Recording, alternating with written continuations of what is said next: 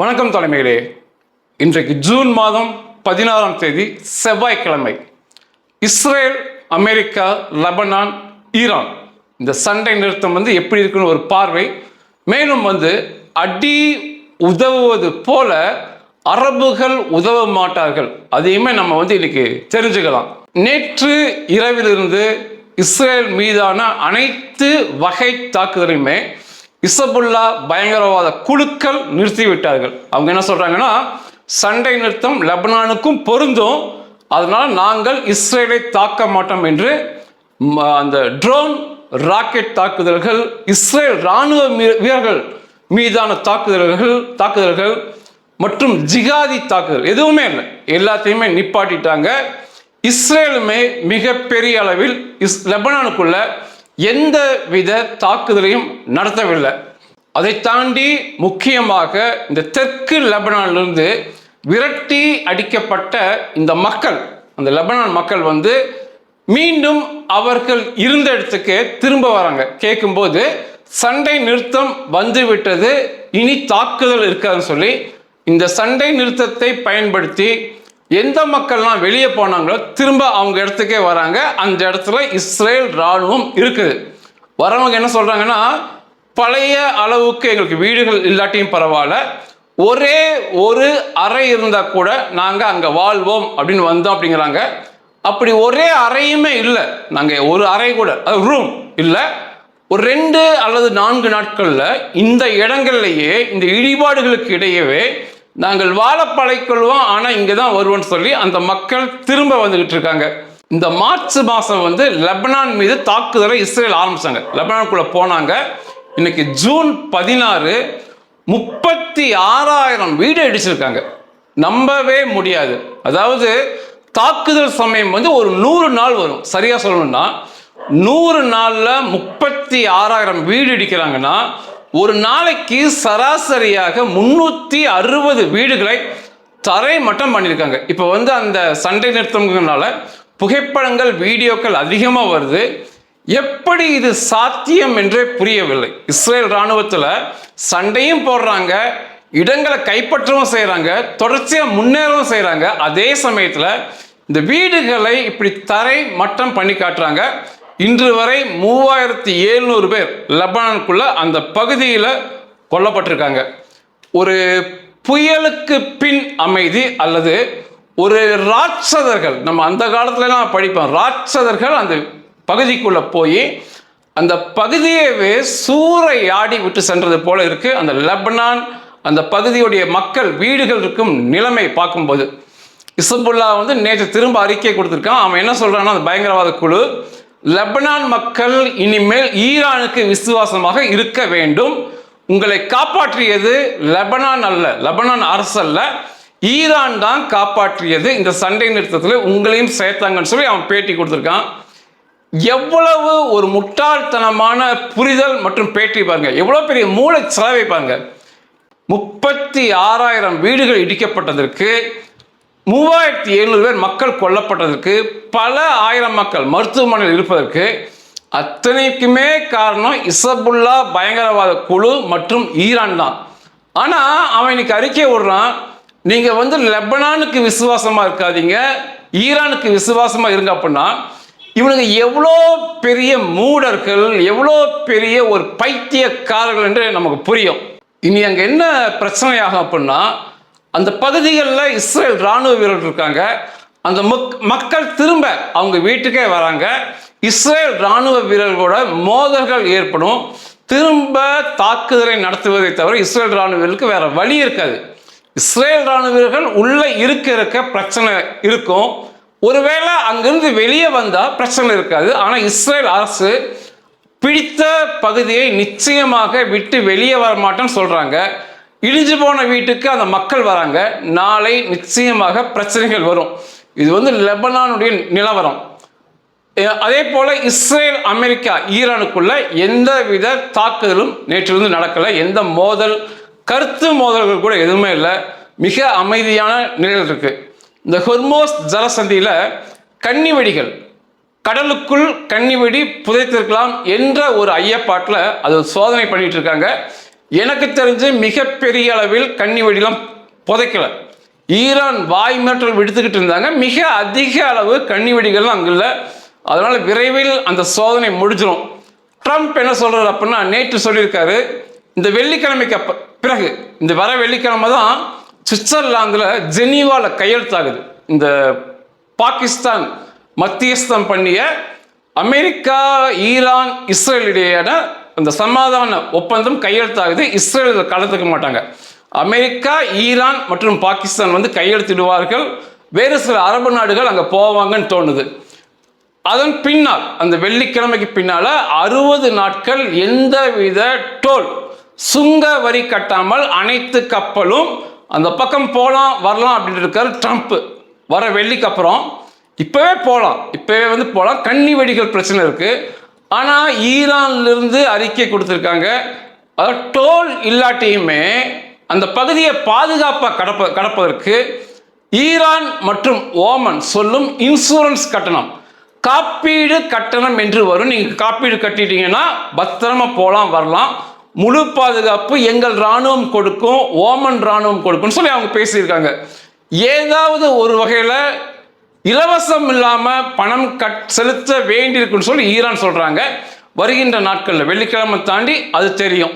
மேலும் ட்ரம்ப் மற்றும் அமெரிக்க நிர்வாகம் என்ன சொல்கிறாங்கன்னா, வருகின்ற நாட்களில் $300 பில்லியன் அளவு நாங்கள் ஈரானில் முதலீடு செய்வோம், ஈரானை வளப்படுத்துவோம். மேலும் வந்து அண்டை அரபு நாடுகள் UAE, கத்தார் மற்றும் அந்த அரபு நாடுகள் அங்கே இருக்கவங்க எல்லாமே அவர்களையும் முதலீடு செய்ய வைப்போம் ஈரானில்.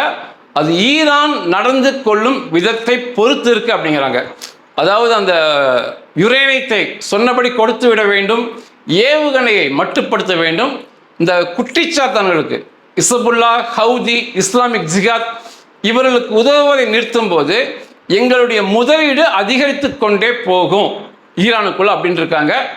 இஸ்ரேல் பிரதமர் என்ன சொல்லியிருக்காருன்னா, அமெரிக்கா வந்து $300 பில்லியன் முதலீடு செய்யறாங்கிறாங்க வருங்காலத்தில். இந்த சண்டையில் ஈரானுக்குள்ள $1 ட்ரில்லியன் அளவு அளிக்கப்பட்டிருக்கும். கட்டுமானங்கள், எண்ணெய் வளங்கள் $1 ட்ரில்லியன் இருக்கு. அதாவது 1000 பில்லியன் அளவு அழிவை நாங்கள் கொடுத்திருப்போம் சொல்லி இஸ்ரேல் பிரதமர் பதிவு பண்ணார். அதனால வந்து ஈரானுடைய அந்த ஹொர்மோஸ்ல கப்பல் போயிட்டு வர்றது, அந்த சண்டை இல்லாமல் இருப்பது, கப்பல்களுக்கு பணம் கேட்பது எல்லாமே வெள்ளிக்கிழமை அப்புறம் தெரிய வரும். இது வந்து ஈரான், இஸ்ரேல், அமெரிக்கா இடையே நிலவரம். ஆனால் மோதல்கள் எதுவும் இல்லை, பெரிதான வார்த்தை மோதல்களுமே எதுவுமே இல்லை. அதெல்லாம் அடி உதவுவது போல இந்த அரபுகள் உதவ மாட்டாங்க அப்படின்னா, நேற்று காசால அந்த மக்கள்கிட்ட பேட்டி எடுக்கிறாங்க. அநேக மக்கள் கதறலோடு பேட்டி கொடுத்தாங்க. அவங்க என்ன சொன்னாங்கன்னா, எங்களை யாரும் கண்டுகொள்ளவில்லை, முழுக்க புறக்கணித்து விட்டீர்கள், உலகமே காசாவை மறந்து விட்டது அப்படின்னு பதிவு பண்றாங்க. அதை தாண்டி லெபனானுக்கு கொடுத்த முக்கியத்துவத்தை எங்களுக்கு யாரும் கொடுக்கவில்லை அப்படிங்கிற கருத்தையுமே பதிவு செய்ததை என்னால் பார்க்க முடிஞ்சது. வாழ வழி இல்லாமல் நாங்கள் இருக்கிறோம் அப்படின்னாங்க. நிச்சயமாக இன்று காசாவில் மனிதர்களால் அவ்வளவு சிறப்பாக வாழ முடியாது. அந்த அளவுக்கு காசா பூமியின் நரகம் என்பது போல மாற்றிவிட்டார்கள். கட்டடங்களை இடிச்சதும் இல்லாமல் அடிப்படை வசதிகளை அவர்களுக்கு கொடுக்காம அந்த மக்களை மிகவும் கேவலமான வாழ்க்கை முறைக்கு நிர்பந்திக்கிறார்கள் இஸ்ரேல் சொல்லலாம். அவங்க ஒரு செல்வ செழிப்பான வாழ்க்கையில் தான் இருந்தாங்க. இன்று குடிசை வீடுகளில் எந்தவித அடிப்படை வசதி இல்லாமல் அங்கே வாழ்கிறாங்க. மரண எண்ணிக்கை 73,000 தாண்டிடுச்சு. நேற்று காசால 9 பேர் கொல்லப்பட்டாங்க. அதற்கு 2 தினம் முன்னால 12 பேர் கொல்லப்பட்டாங்க. நான் கடைசியாக பேசும்போது 72,900 சில்ட்ரன் சொல்லியிருந்தேன். மரண எண்ணிக்கை 73,000 தாண்டிடுச்சு. மிகப்பெரிய கடினமான சூழலில் காசா இருக்காங்க. ஆனால் ஒரு காலத்தில் சில வருஷங்கள் முன்னால ஹமாஸ் கட்டுப்பாட்டில் காசா இருக்கும்போது உலகிலேயே அதிகமான தற்கொலை தாக்குதல் நடத்தியவர்கள் ஹமாஸ் பயங்கரவாத குழு தான். முதல்ல வந்து தமிழீழ விடுதலை புலிகள் இருக்கும்போது அதிக தற்கொலை தாக்குதல் நடத்தியவர்கள் தமிழீழ விடுதலை புலிகள் தான் உலகில் நம்பர் 1 இருந்தாங்க. இப்போ அவர்கள் இல்லை மற்றும் அவங்களுடைய இராணுவ நடவடிக்கை இல்லை. இப்போ அந்த இடத்துக்கு வந்திருக்கிறது ஹமாஸ் தான். ஹமாஸ் தான் இன்றைய நிலைமைக்கு உலகில் அதிகமான தற்கொலை தாக்குதல் நடத்தியவர்கள். ஆனால் ஹமாஸுக்கும் புலிகளுக்கும் வித்தியாசம் இருந்தது. புலிகளுடைய அந்த தேர்ந்தெடுக்கப்படும் தற்கொலை தாக்குதல் நடத்தும் போது தேர்ந்தெடுக்கப்படும் இடங்களே இராணுவ தலைமையகங்கள், இராணுவ கட்டுமானங்கள், இராணுவ பொருட்கள், இராணுவ வீரர்கள், காவல் நிலையங்கள் இருக்கும். அதை தாண்டி சில சமயங்களில் தலைவர்கள் மீது தாக்குதல் இருக்கும். ஆனால் அதுக்கு நேர்மாறாக ஹமாஸ் பயங்கரவாத குழு இருப்பாங்க. அவர்களுடைய குறிக்கோளை இஸ்ரேல் பொதுமக்கள் அதிகமாக கூடும் இடங்கள் தான் மற்றும் குழந்தைகள், பெண்கள், முதியவர்கள் எங்கே அதிகமாக கண்ணுக்கு தெரிகிறாங்களோ அங்கே உடம்பில் வெடிகுண்டை கட்டிட்டு வந்து வெடிக்க வேண்டும் என்ற குறிக்கோளை தான் ஹமாஸ் பயங்கரவாத குழு இருந்தது. எப்படி இவ்வளோ சாத்தியம், எந்தவித அவனுக்கு லட்சியமே இல்லாமல் உலகத்தில் எப்படி இந்த அளவுக்கு தற்கொலை தாக்குதல் நடத்தினாங்க அப்படின்னா, கதாநாயகன் அந்தஸ்து கொடுக்கப்படும். அந்த தற்கொலை தாக்குதல் நடத்தியவனுக்கு பணம், எண்ணற்ற பணம் அரபு நாடுகள் மூலமாக அவங்க குடும்பத்துக்கு வந்து சேரும். அந்த குடும்பத்தை தியாகி குடும்பத்தை போல பார்த்து பேட்டிகள் எடுத்து அவங்க அம்மா, அப்பா, சகோதர, சகோதரிகிட்ட அவனை பற்றி பேட்டி எடுத்துலாம் போடுவாங்க. தெருக்கல்ல மிகப்பெரிய சுவரட்டி ஓட்டுவாங்க. அதை தாண்டி தெருக்கல்ல வண்ண படங்கள் அவனை வந்து துப்பாக்கியோட வரைஞ்சு ஒரு மிகப்பெரிய பிம்பத்தை அந்த மரணமடைந்த பயங்கரவாதி கொடுப்பாங்க. அதனால எண்ணற்ற இளைஞர்கள் மூளை செலவைக்கு ஆளாகி நம்ம செத்துட்டோம்னா நமக்கு மிகப்பெரிய புகழ் கிடைக்கும், நம்ம குடும்பத்துக்கு மிகப்பெரிய பணம் கிடைக்கும், மேலும் வந்து குடும்ப உறுப்பினர்கள் தியாகி அளவுக்கு போற்றப்படுவாங்க. மேடைகள் ஏற்பாடு பண்ணி எண்ணற்ற ஆயிரக்கணக்கான மக்கள் முன்னால அந்த குடும்பங்கள், பயங்கரவாதி தற்கொலை தாக்குதல் நடத்திய பயங்கரவாதி குடும்பங்கள் போற்றப்பட்ட நிகழ்வுலாம் அங்கே நடந்திருக்கு.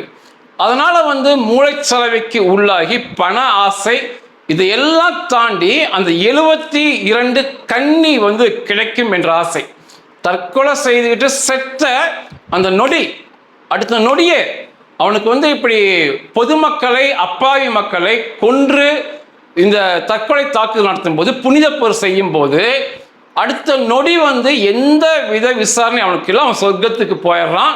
சொர்க்கத்தில் அவனுக்கு 72 கன்னிகள் இருப்பாங்க. வரிசையாக அந்த 72 கன்னிகளோடு அவன் இருந்துகிட்டே இருக்கலாம். அதை தாண்டி உயர்ந்த பானங்கள் அவனுக்கு கொடுக்கப்படும். இந்த மூளைச்சலவையும் இருக்கு. ஏன் இதை சொல்றேன் அப்படின்னா, தற்கொலை தாக்குதல் நடத்த வரும்போது இரும்பில் ஆன உள்ளாடை அணிந்து வந்திருக்காங்க நிறைய பேர். அவன் வந்து இரும்பலான உள்ளாடை போட்டு அதுதான் முக்கியம், நம்ம அங்கே போய் 72 கன்னியை அனுபவிக்கணும் அப்படின்னு வந்த மடையும் அதிகமாக இருக்கான். அவனே செத்துட்டான், அது எப்படா வேலை செய்யும், அந்த அறிவு கூட அவனுக்கு இல்லை. அப்படி வருவானுங்க. அந்த மூளைச்சலவையும் உண்டு. அதனால இந்த மூளைச்சலவை மற்றும் பண ஆசை, புகழுக்கு ஆசைப்பட்டு எண்ணற்ற தற்கொலை தாக்குதல் இஸ்ரேல் நடத்தினாங்க. உலகத்தில் நம்பர் 1. தற்கொலைக்கு முன்னால் அவன் ஒரு வீடியோவில் பேசிட்டு தான் போய் தற்கொலை பண்ணுவான். அந்த வீடியோக்கள் மிகப்பெரிய அளவு ஒளிபரப்பப்படும். அவன் மிகப்பெரிய துப்பாக்கி, இயந்திர துப்பாக்கி வச்சுட்டு பேசுகிற மாதிரி எப்போவுமே அவனுக்கு ஒரு வீடியோ கொடுப்பாங்க. அந்த அளவுக்கு இஸ்ரேலை வந்து அழக வச்சானுங்க. நான் இப்போ அங்கே இருக்கும்போதே இஸ்ரேல் அரண்டு போயிடுவாங்க. அடிக்கடி தற்கொலை தாக்குதல் இஸ்ரேல் பொதுமக்கள் மேல் நடந்துச்சு. ஆனால் இந்த காசா போருக்கு பின்னால் ஒரே ஒரு தற்கொலை தாக்குதல் இஸ்ரேலுக்குள்ள நடக்கலை.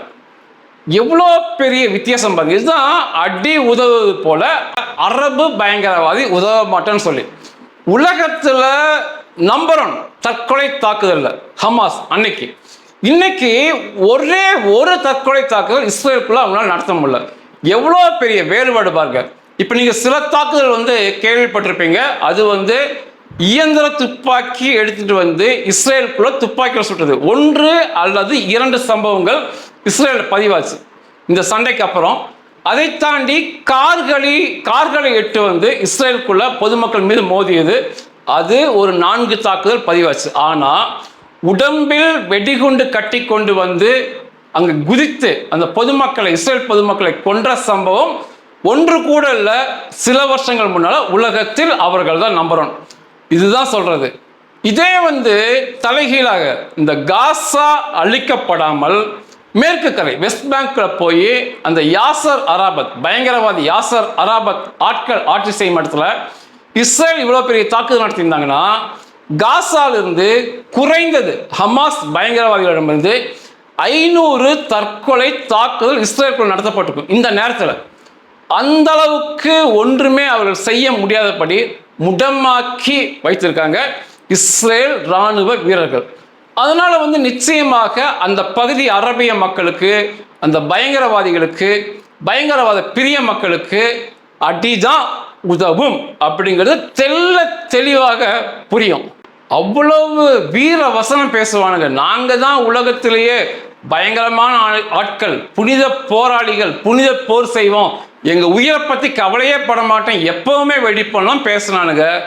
இன்னைக்கு இருக்கானுங்களா இல்லையான்னு தெரியாத அளவுக்கு இப்படி அந்த மக்களுடைய வாழ்வாதாரம் சூறையாடப்பட்டு ஒரு மிருகங்களை விட கேவலமான நிலையில் அந்த மக்கள் வாழும்போது கூட அவர்களால் ஒரு தற்கொலை குண்டு தாக்குதல் கூட நடத்த முடியல. அப்போ நல்லா புரிஞ்சிருக்கும். இதுதான் இஸ்ரேல் ஒரு நல்ல பாடமாக எடுத்துக்கொண்டு லெபனான் பகுதியில் செய்ய விரும்புது. 36,000 வீடுகள் இடிச்சிருக்காங்க. அதை தாண்டி அந்த இடங்களை பிடித்து காசாவை போல வாழ தகுதி இல்லாம இடமா அந்த இடத்தை மாற்றி அங்குள்ள இஸ்ரேலுல்லா பயங்கரவாதிகளை பெரிய அளவு கொன்று குவிக்கும் போது இந்த எப்படி காசாவிலிருந்து எந்தவித தாக்குதலும் வரவில்லையோ அந்த நிலைமைக்கு லெபனான் போகும் தான் இஸ்ரேலுடைய கருத்து. ஆனால் அதற்கு அமெரிக்கா முட்டுக்கட்டை தற்காலிகமாக போட்டிருக்காங்க. இதுதான் இன்றைய நிலைமை. நாளை நிச்சயமாக மாறும். என்னால் அடித்து 100க்கு 100% சொல்லுவேன். இந்த அமைதியெல்லாம் நீண்ட காலம் இருக்காது.